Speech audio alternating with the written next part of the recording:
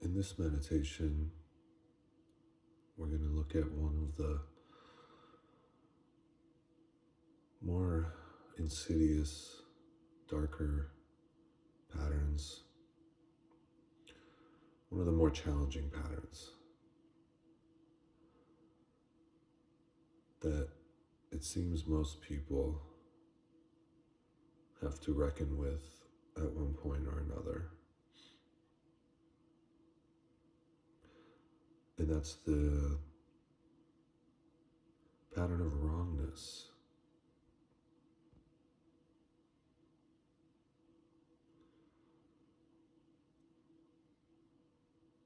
Wrongness can be rather painful, rather disorienting,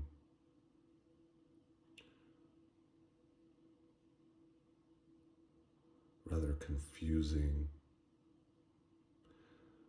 and can really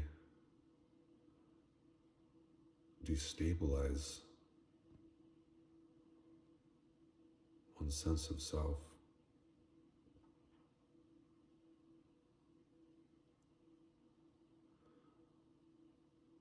And it can manifest in so many different ways.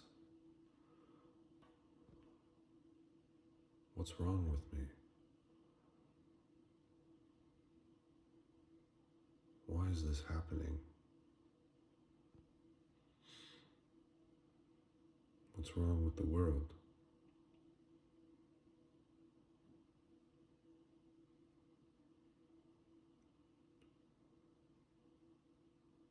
Is there something really off with my path?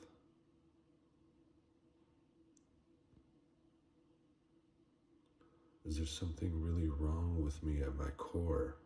Am I failing? Why am I failing?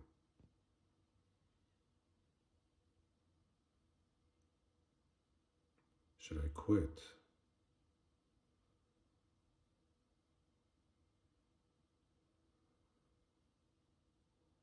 Inherently, there's a sense that things aren't as they should be. Whether that's within oneself,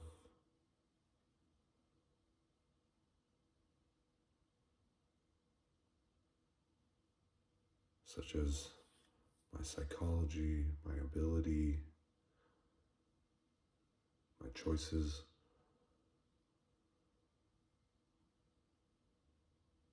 my health,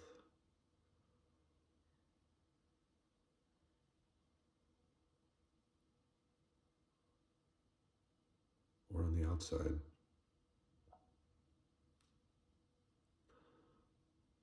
It didn't plan out the way I thought. There's something going wrong. Something's off. There's a kind of a blame in there. The blame of the outside, blame of the inside.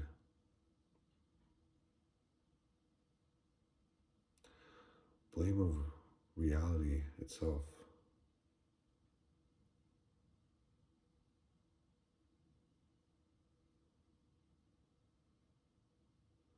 And the physical feelings that go with this kind of patterns and beliefs, thinking, can be quite stressful, to say the least. It can cause you to question your whole life.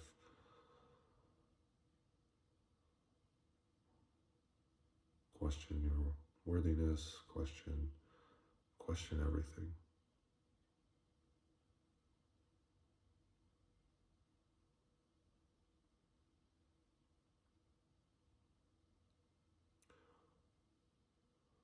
So it has some similarities to distrust.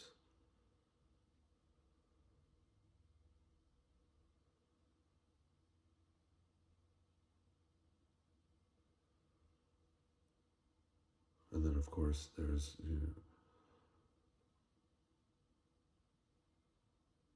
the response that comes from assessing something is going wrong. Once an assessment has been made, well, now what do I do?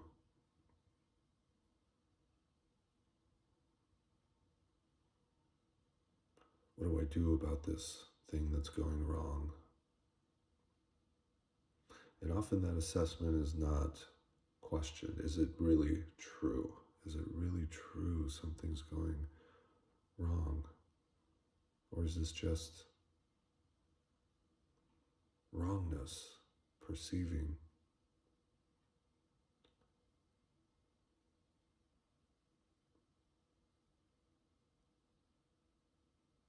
Is this like the filter of wrongness, interpreting everything?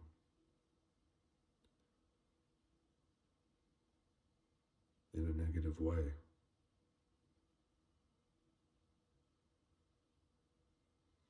When it's not questioned, then often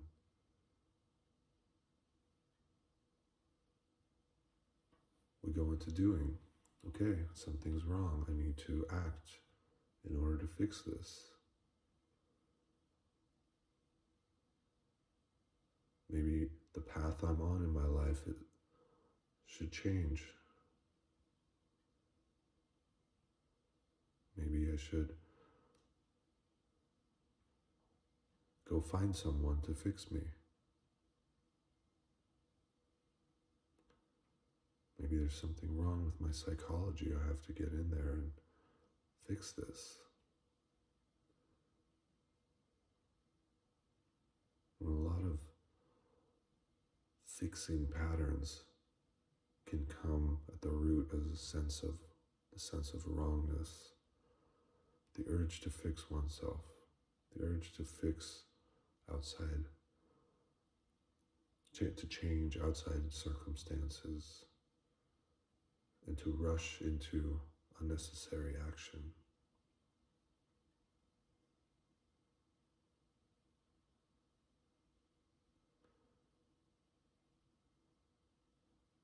And of course, all this fixing creates a lot of internal pressure.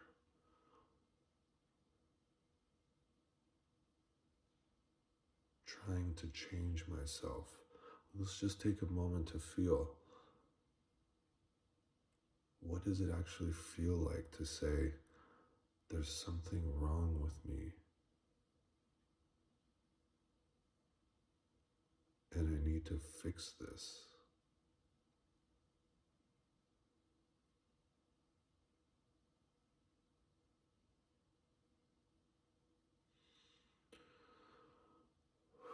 And right away you can see attention starts to narrow.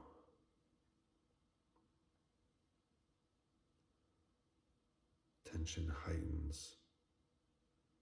You start looking for answers. You start micromanaging yourself. Evaluation ramps up. Let's make more evaluations.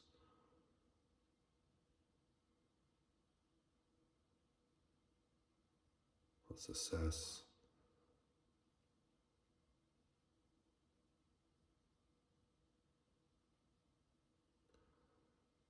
With the hope that we can fix ourselves, fix this, what we've done wrong, what's wrong with us, or the wrong thing on the outside.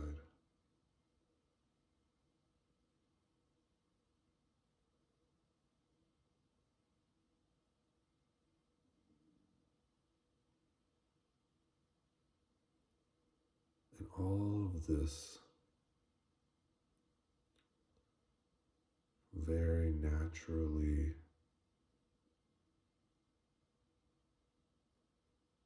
in a sense blocks the natural flow of presence.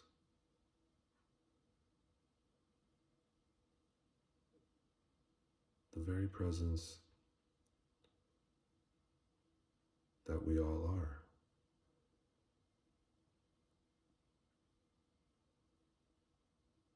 The sense of well-being, the sense of peace, the sense of all is well, the sense of belonging, all of these things start to become out of reach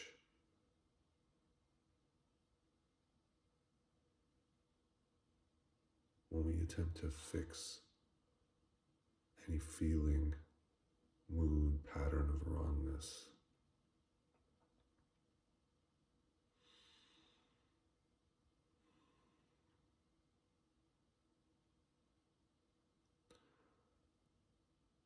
And the mind might say, well, what if something actually is wrong? We can't call everything an illusion.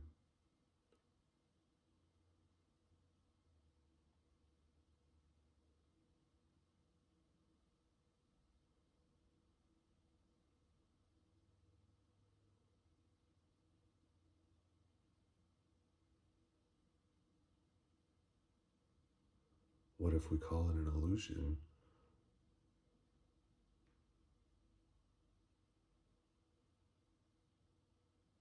And the wrongness creates more pain and suffering that we didn't prevent.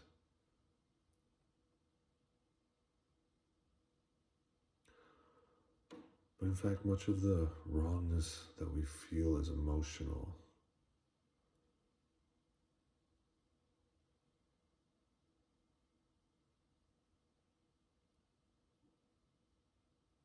Most of the wrongness we feel is coming from interpretation.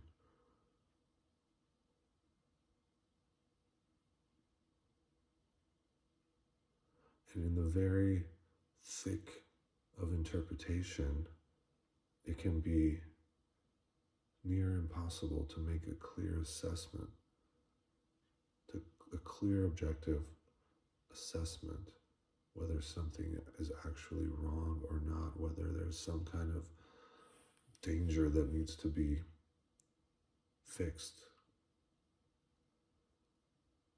The moment the pattern is active, clarity is far away.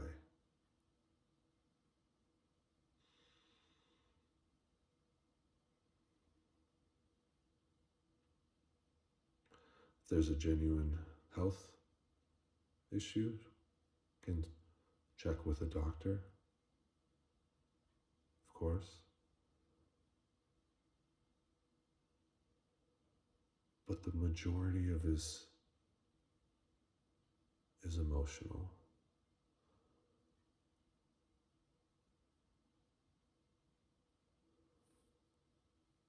So the orientation shift here is, can we resist the urge to assess, evaluate, or fix anything in the moment that wrongness is surging through the nervous system? Can we take a pause?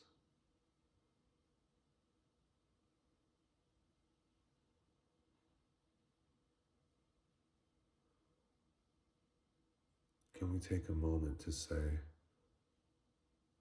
wrongness is active right now.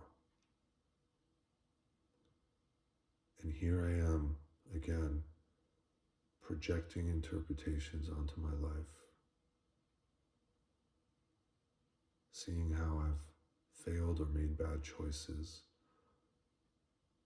And let me analyze that.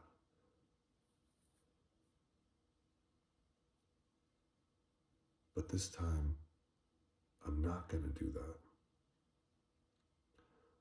I'm going to notice the urge to assess, the urge to interpret, the urge to make some meaning, or often distract. Many people don't feel their wrongness, not because they don't have it,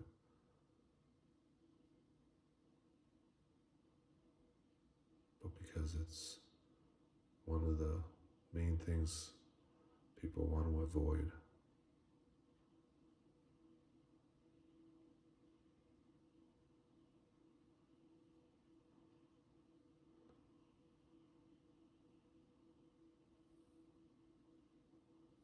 But we're shifting our approach here today.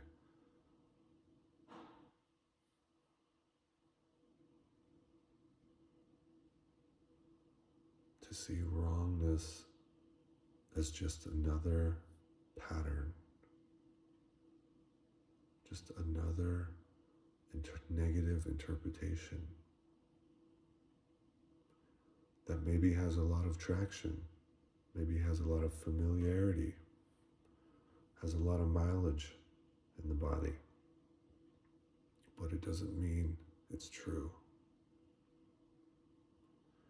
And if we can just resist the urge to complete the story, to complete the narrative that starts, it's going to start. We can't control the narrative from starting in the mind, but we don't have to complete the sentence.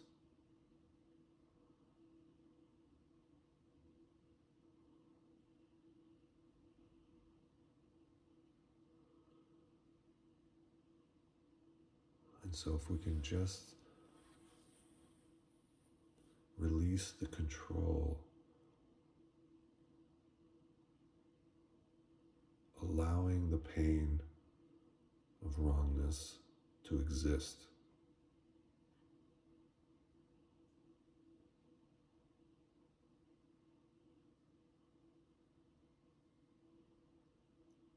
and start to connect back into the quiet, into the spaciousness of presence, even as we're feeling pain.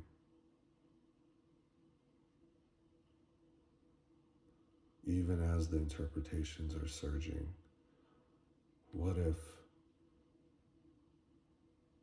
we don't micromanage those? We let it be there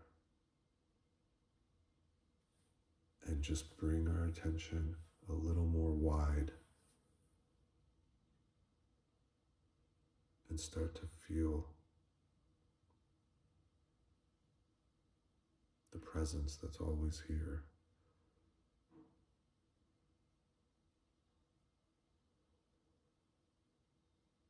And if we don't fix it,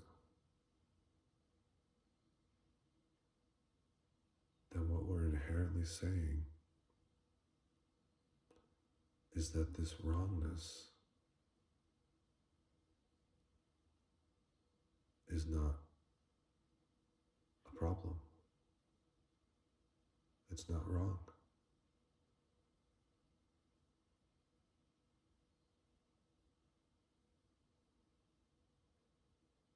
Because if we perpetuate the pattern of fixing, it's like telling the nervous system we believe there is something wrong.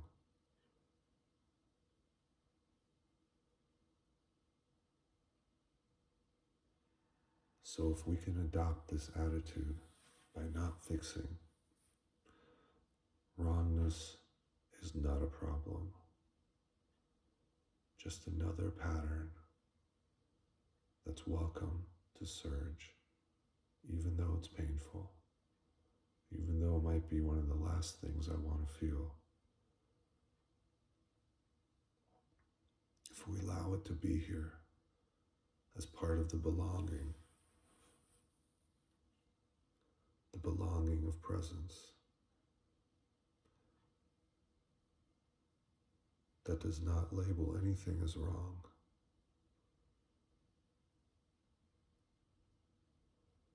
Wrongness cannot perpetuate itself.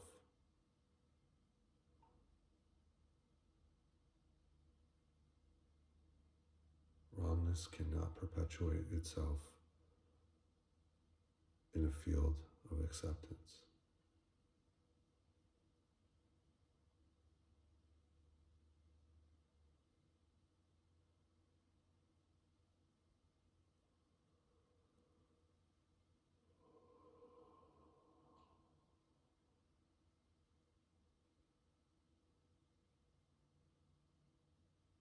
have to like it.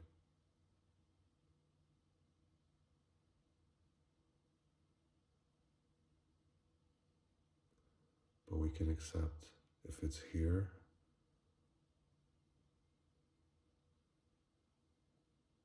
it belongs.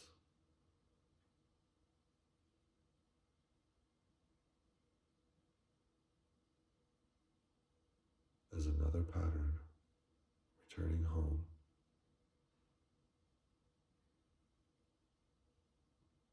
to the wholeness that we are.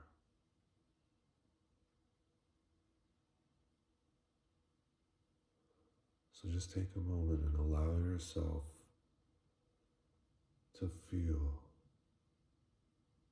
no opposition, no conflict with any feeling of wrongness.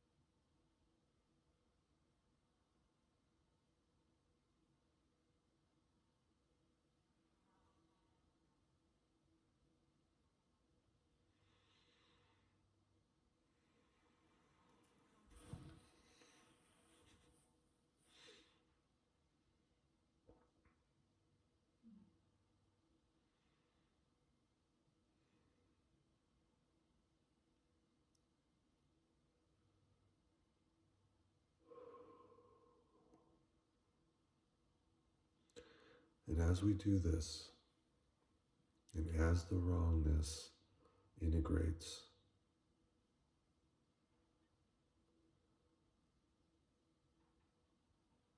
the interpretations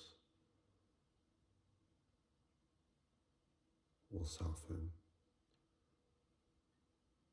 the perception will shift, come back to more neutral.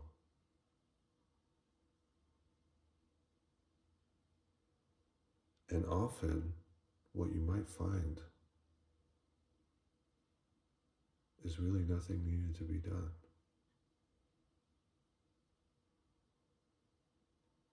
That once the perception of wrongness integrates back into presence,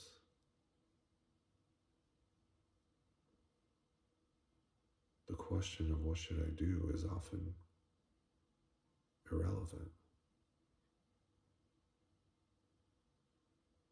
And if there is something to do,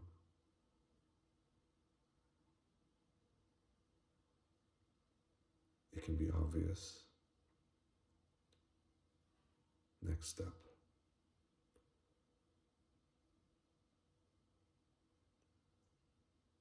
Rather than a compensating action.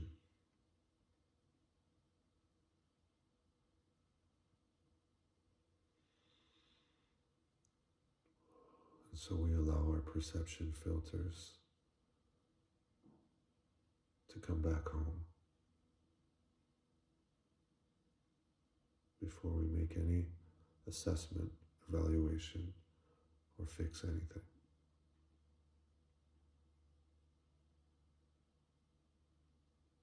Wrongness cannot survive.